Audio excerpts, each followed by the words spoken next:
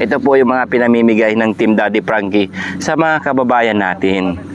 Sa mga ikaw sa buhay, kung ikaw kabayan, kailangan mo ng bigas, yan, comment ka lang dyan. Mababasa rin ng Team Daddy Frankie yan.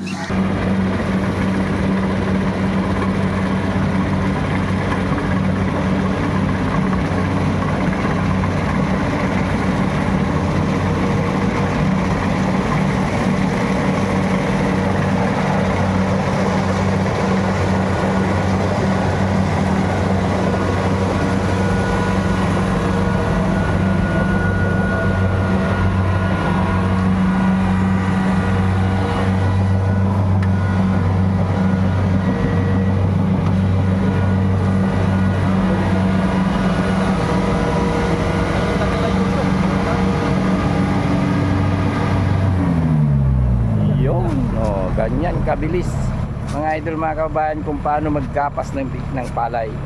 Magandang umaga mga kababayan, mayroong ipapasilip si Boss GB sa inyo kung saan pinagkukuhaan ni Daddy Frankie yung mga palay. Tara, samahan nyo ako mga kababayan. Siya nga pala mga kababayan, nung napapansin niyo bakit nakasangkla si Boss GB, dahil may namumula ang kanyang mata. Kaya hindi ko talaga kasi bagay ito magsalamin pero pag hindi ako nagsalamin, masakit sa araw pag may sore eyes pala. Kaya nakapansin nyo mga kabayan, nagsasalamin po si Boss GB dahil may problema yung mata. Yan. Tara, samahan nyo ako mga kababayan. Silipin natin kung saan kinukuha ni Daddy Frankie yung mga palay na ipapamahagi sa mga kababayan natin. Ito po yung mga palay na kung saan yung mga lupain ni Daddy Frankie ay dito pinagkukuhaan. Tara, silipin nyo. Mayroon na naman panibagong mga kababayan na ipapaaraw bukod sa mga naunang araw. Ito yung mga masisipag na kasama ni Kuya Freddy, ang pangalan na kapatid namin. Ito po yung gwapo na taga loob. Saka ito naman yung gwapo na taga Paway. Nicole, Kuya Orbin. Ito si Kagawad Freddy, daming pare mga kababayan. Ito yung tinatawag na bongkato. Yan. Mabilis ang pag-ani ng palay mga kababayan, ganda, Ala. Nakakatakot pala. Galing, no? Wow. Diba? Andyan na yung palay. Tapos ibababa na lang. Tingnan nyo mga kababayan kung gaano kabilis ang pag-ani ng palay. Di ba? Ang daming ibon. Yan. Dito po mga kababayan, kinukuha yung mga palay. Hindi lang dito. Yan, hanggang doon, tapos hanggang doon sa kabila. Ito po yung palay, mga kababayan. Yan. Ang bilis. Ito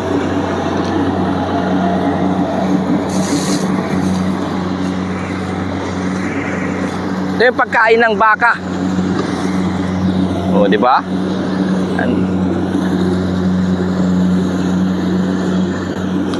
Wow, no?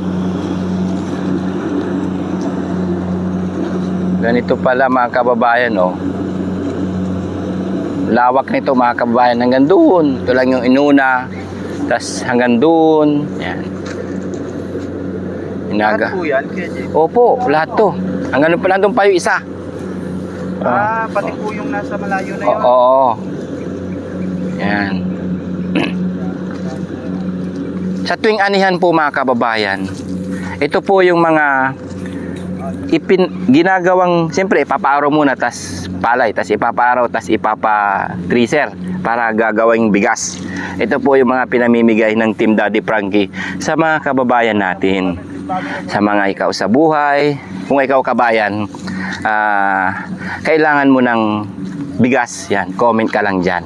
Mababasa rin ng Team Daddy Frankie yan. Yan, ito po, kung gaano karami ito mga kababayan, yan, gagawing bigas. Unti-unting ipapamahagi yan, sa mga kababayan natin. Mga ilang sako po kaya yan, kuya, lahat? Hindi Ito, ko pag naubos. hindi ko hindi ko alam kung gaano karami. Basta marami yan mga kababayan. Ito po yung gawain namin nung hindi pa kami napupunta ng Maynila. Yan, dati kasi mga kababayan, wala yung mga ganyan eh. Kinakarit pa eh. 'Di ba? Ngayon siyempre 2025 na, ang dami ng technology na dumarating sa atin. Ito yung na ano nila na mabilisan. Dati yung ano mo ba yung ano lang, makina lang, kakaritin lang, hindi pa ay tatabasin lang, hindi pa palay, hindi pa nakakarga sa sako. Dito sa makina na to is pag nagapas, bigas ay ano na, palay na.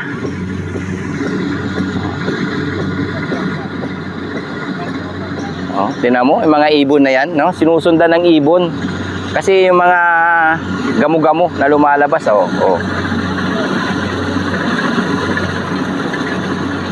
Oh, ang bilis, no? Oh. Palay na agad, nakalagay na agad sa sako. Ganda, oh.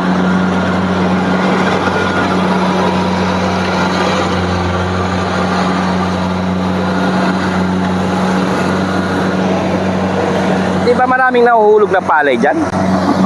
No?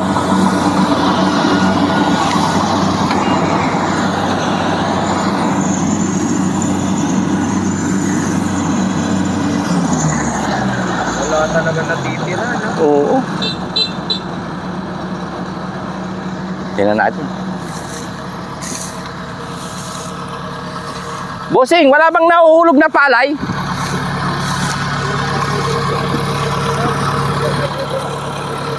Eh, paano itong nakadapa?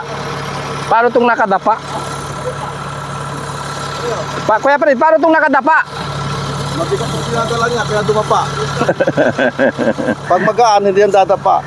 Oo. Sabihin, mabigat yung dinadala niya. Wala bang nahuhulog na palay? Wala. Kung meron man yung talagang normal lang naman na hulog. Pero malinis yan. Malinis yan. Walang nasasayang. Oo, wala. Yung nakikita mo, normal lang yan. Kung nakita ka, normal lang naman yan. Kaya yung ipa, Nipa na, no? walang laman. O yun mga kababayan, ganito nakabilis ang pagpapagapas ng palay dito sa ating mga palayan. Dito tayo, mainit.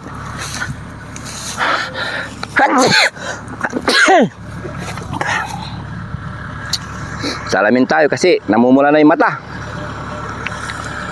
Masakit sa mata pag hindi nakasalamin, lalo na pag mainit yung panahon. Yan yung mga kababayan, ganyan kabilis ang paggapas ng palay kahit gaano pa karami yung gagapasin mo kung may ganyan ka, no? Mga magkano kaya yan, boss? Ano? KJ? Mayaman ka na siguro pag may ganyan ka, no? Yung gulong mo parang tangke. Parang bulldozer.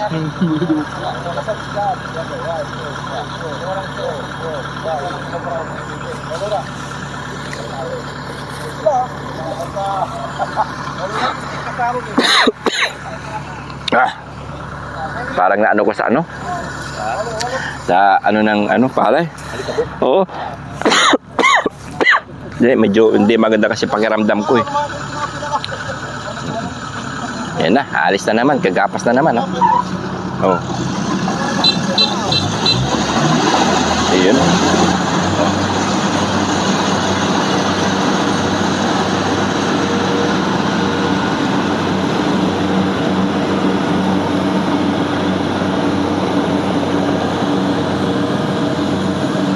Susunod na rin yung kabila dyan.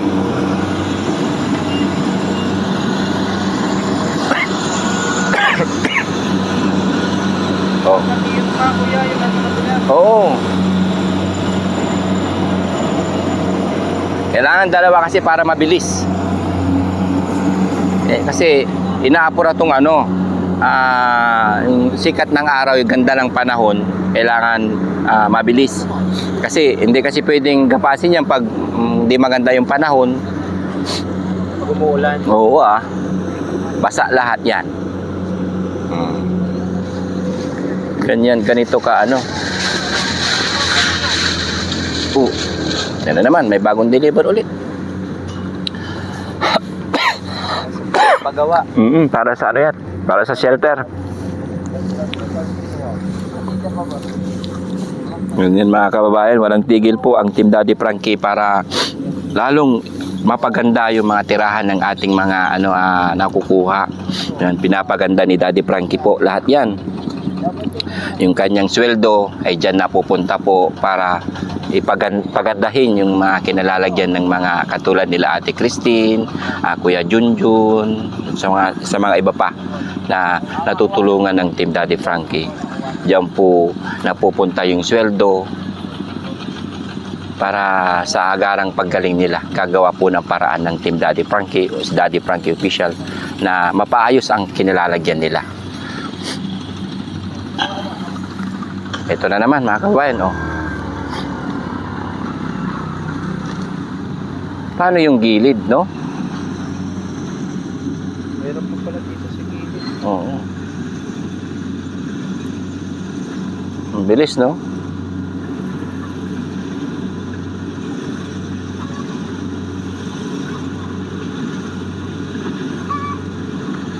Balita ko, KJ, papagawa ulit dito si Daddy Frankie. Magpapagawa po ulit? Shelter ulit? Oo, shelter ulit. Para hindi na siya mag-alala kahit kapag may nakita siya sa daan, nakita ang team, dalhin agad dito. Diyan talaga niya ginugugol yung kanyang revenue sa mga bagay-bagay na pwedeng maraming makikinabang, hindi lang pansarili mga kababayan. Gumagawa po siya ng paraan para yung revenue niya ay hindi lang siya makikinabang. Unang-una makikinabang mga kababayan yung mga beneficiary. Ganyan po tumulong ang ating Daddy Frankie na founder. Kaya mga kababayan, huwag niyo pong kalilimutan ang pag-support kay Daddy Frankie sa YouTube, sa premiere sa 7:08 ng gabi. Yan. Kayo na po ang unang makakatulong sa mga tinutulungan ni Daddy Frankie. Sa pamamagitan mga kababayan ng pag-like, pag-comment, pag-share, ay kayo po ang unang makakatulong, hindi po si Daddy Frankie. Yan. Kaya lubos na nagpapasalamat si Daddy Frankie at ang buong team dahil sa inyong pag-like, pag-comment, pag-share, ay lubos na kayo ang nangunguna lagi na nakakatulong sa mga tinutulungan ng Daddy Frankie team, mga kababayan. Anong gagawin dito sa gilid? Ito, harvesting pa to. Harvesting pa yan. Bakit iniwan? Babalikan kasi nagmaniobra doon sa dulo. Panghuli yan, pag-gilid. Gagawin mo dyan? Tatandang ko tong kayami para may pagkain yung baka ko. Ate, doon din ka, ba? Kasi masikip ko ba tayo? Hindi ko rin. Ako yung gagamit ng alangan naman. Bawang. Ako yung gagamit ko. Manaw.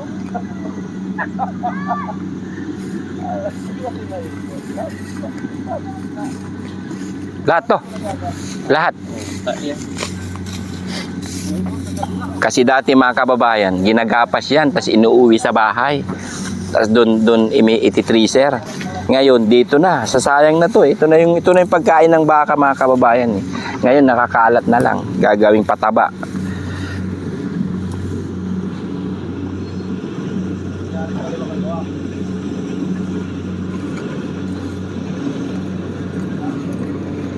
Ayan. Malapit, mabilis lang matapos KJ, no?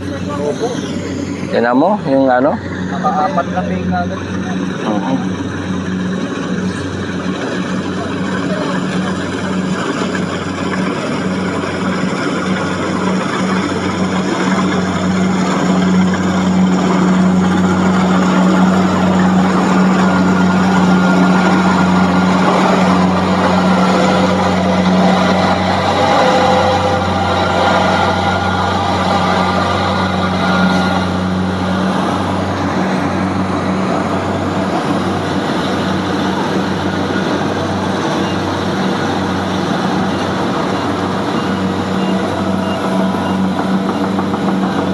Bilis, no?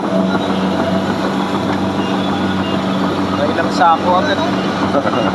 Oh.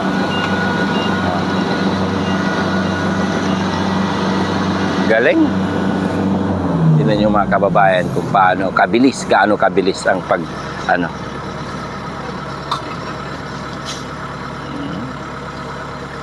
bilis lang talaga yung gawain pag may ganito kang bagay, no?